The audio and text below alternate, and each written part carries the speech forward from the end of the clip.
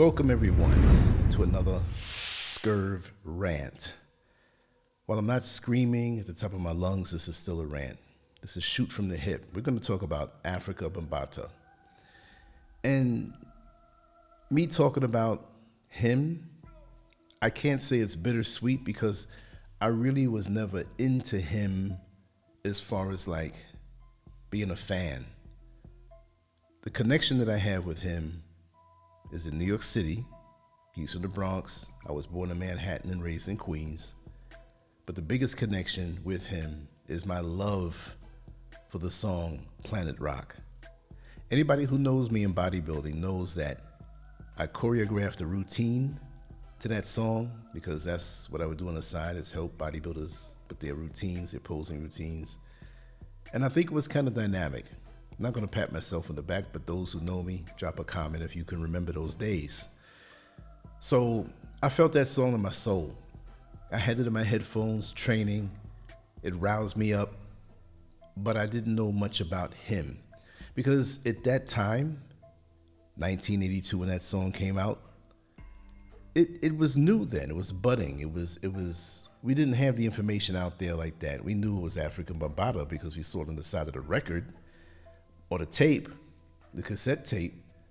But other than that, me knowing about the Zulu Nation back then, no, I didn't know anything about it. I was still mainly a Queens guy who loved going into Manhattan and loved music back then. So I knew the music, but I wasn't so much into, unless you were extremely famous. But I've learned more about him over the years. And the question was really about, how do I feel about the legacy? Do I even care? How do I feel about him? Well, I appreciate the music he brought forth, but as with anything, when it's found out or discovered that there's some allegations that I believe were true, I heard that money was paid out at some point. Don't quote me on that, but there was more than one person who came forward with certain allegations. One was more popular than anybody else. And it's been hanging over his head for a long time. So when you have these things hanging over your head, if it's not true, you're going to come out and have it proven that it's not true, as opposed to saying that, well, you know, it's not true, and this is just an attempt, it's baseless, and a cowardly attempt to tarnish my reputation and legacy in hip hop at this time, right? And he stepped down in 2016 after those allegations came out, right? But it was from the 80s and the 90s that these things were supposed to have had happened.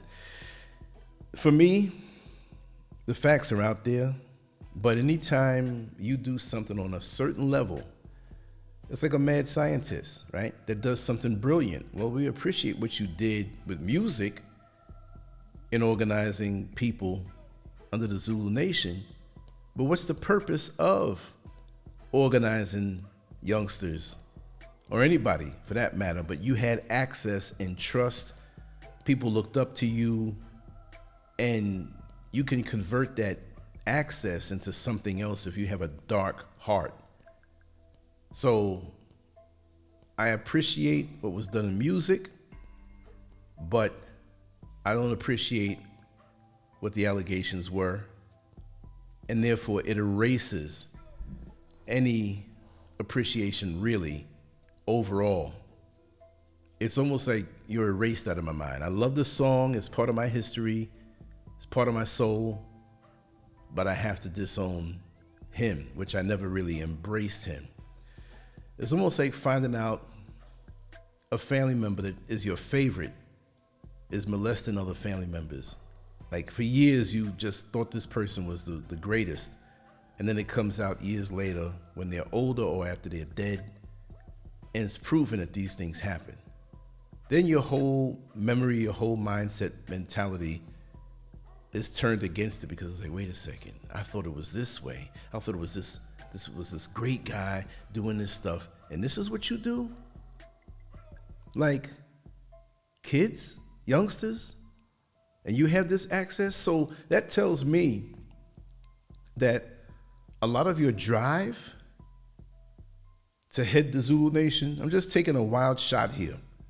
But one of the fringe benefits was the reverence and respect that you got and the access that you got to be able to lure people in that way. You're not gonna do that with everybody. You're gonna pick the safe marks. You're gonna pick the ones who won't reveal it or get you into trouble, or the ones who don't have family backup, whatever.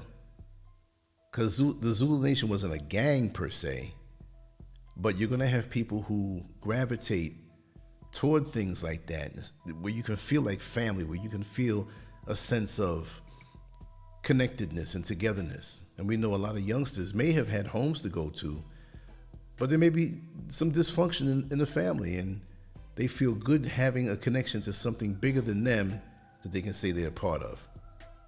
It's almost like a person who's a child molester who has enough money to open up several daycare centers. Well, now you have access to the children, or you're becoming a guidance counselor in a school, or a teacher, or some kind of mentor. You're prostituting your position to get in position to do these things. Because see, these things just don't happen. We have to understand that. These things just don't happen. It's not like, well, he came into the room and, I had him pull his penis out, or, put his mouth on my, come on. These things, look, that was premeditated. When you have that in your heart, you wait for the opportune time to do what is in your heart to do, and you walk around with this thing until you can do it. I've talked to many who were incarcerated when I was working at a CO, as a CO, corrections officer. I didn't ask them about those things. They would talk about certain things when you're around them, like they wanted to get something off their chest. For some reason, the guys in protective custody, I had that area. That was one of the areas that I worked in. And most of the time it was child molesters or law enforcement that couldn't mix with the population because they're all law enforcement. Somebody would want to do something to you. But the majority of them were molesters. And you want to see their aura if you didn't know who they were and what they did. Like, their aura, what they projected, was so pure, so honest, so respectful, so mannerable. This is what I'm telling you. I know this en masse with hundreds of inmates that I've talked to that were in protective custody. And it hit me. This is for the grooming. This is to get the trust. This is so people can drop their guard to say, oh no, I can trust him. He would never do that. I mean, I studied these guys and I'm like, there's not one of them that came off like a child molester. It's just the same way when most people who don't understand prison or jail and they watch these movies and they see these big, strong, menacing guys, that's for ratings. That's to keep you watching the movie. But it's not like that. You do have guys who are big and strong, but they might be soft-spoken. They might have snuffed somebody, taken somebody's life, maybe a crime of passion or some set of circumstances where most people would have reacted that way. And there's some people who are cold-hearted and deserve to be in there. Of course, I'm not saying otherwise.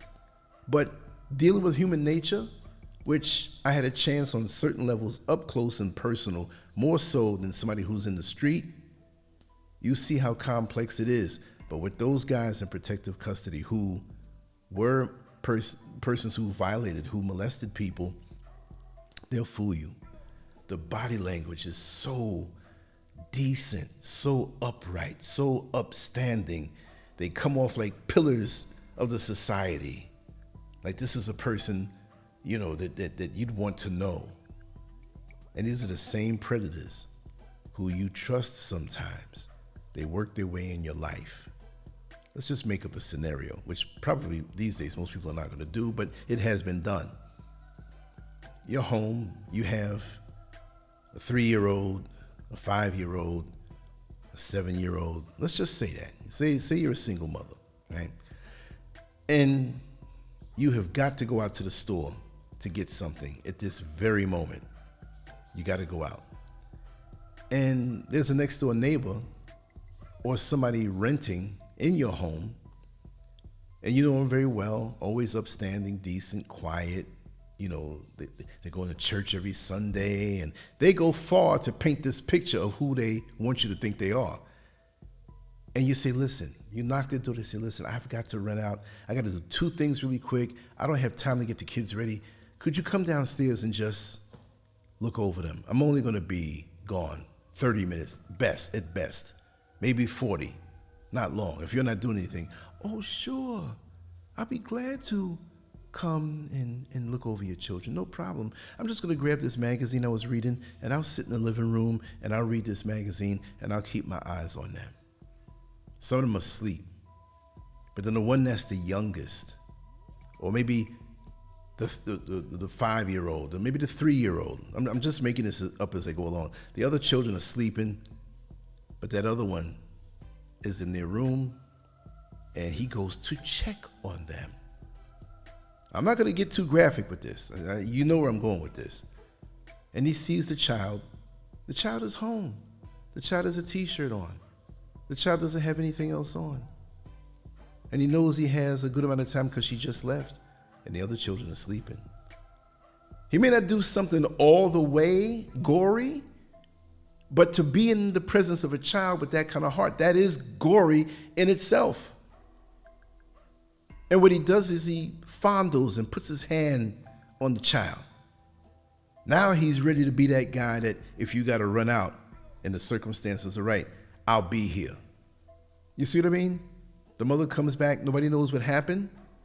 Oh, thank you so much. I so appreciate you saved my life. It's like, listen, I'm always here on this such and such a time. If you ever have to run out or even go out longer, don't worry about it. All I have to do is walk down the steps and I'm home and I'm here. Plus you have cable. I'm going to watch some cable while you're gone. So I appreciate that. Oh, sure. You're always welcome. She brings him food sometime. He works. He's independent. But he's renting a spot out of her home. And she feels as though he's extended family. I went into all of that detail just to paint the picture of how men and women, but I think it's mostly men, but it's a lot of women too, paint the facade of being that person, and you fall right into the trap. And you're in shock when you find something out. And lots of times you don't find out until years later because somehow, some way, they convince the child that that's their secret, and something bad might happen to them if this is found out or whatever. They take their time. And with him, I don't care to find out anything more about him because of that, because that's grimy. To me, that destroys the art, that destroys the music, the art. It doesn't destroy the movement, because they're good people that are in the movement, but his input, how could I not think about that? That just messes everything up. Say, for example, you have your favorite meal at a restaurant. You've been wanting it all week long. You're off from work that day. You're there with a buddy, a friend, a girlfriend, boyfriend, depending on what your sex is. You finally sit down to eat, and they like it too. You take a few bites, and there's a big, fat, dead, juicy roach. Antennas just soaking up in the food. Now, do you just say, oh, it's just a roach? Let me just pick this one part out, and the rest of it is part of the meal I love, and I'm going to continue eating it. No, it killed your feeling. Now you're thinking about roach juice all through the whole meal as it was cooking, like, essence de roach. It kills it for you. Now you don't want it. Now you don't want to eat that same meal there because there's that potential of that roach being in the meal. You might eat it somewhere else. You might not eat it anywhere else for a while, but you lost the feel for it. You see what I mean? So that's just the way it is. So I lost the feel. I love the music. I love what I did with it. I love how people associate me with that song in bodybuilding up in New York City at that time. I have people, man, I heard your song, man, Planet Rock. Remember that routine you did? I say, yeah, man, those are the good old days. But he is omitted from any memory. I mean, I got to hear his name. I got to, they're going to talk about it. It's written in stone, but I'm not enjoying the possibility of this particular black man in the culture. because that is just so devious. That is so devious. Violating children, violating women. Better off if he lost money and he got caught stealing something. You know what I mean? He didn't have any food in his refrigerator and he stole something to eat. I'd give him a break on that. You know what I mean? He could ask somebody, and I'm quite sure he's popular if that happened, that he can get something from somebody. But I can't rock with him. Don't hate him, but I can't have these memories in my mind that include him as the creator of that song. I can't get away from that. I still love the song, right? But he's not getting a break from me. Anyway, let me know what you think. Even if it's not about him, that particular situation, or the scenarios that I created to prove my point, but that's how I feel about it. And that's why I really didn't even talk about it.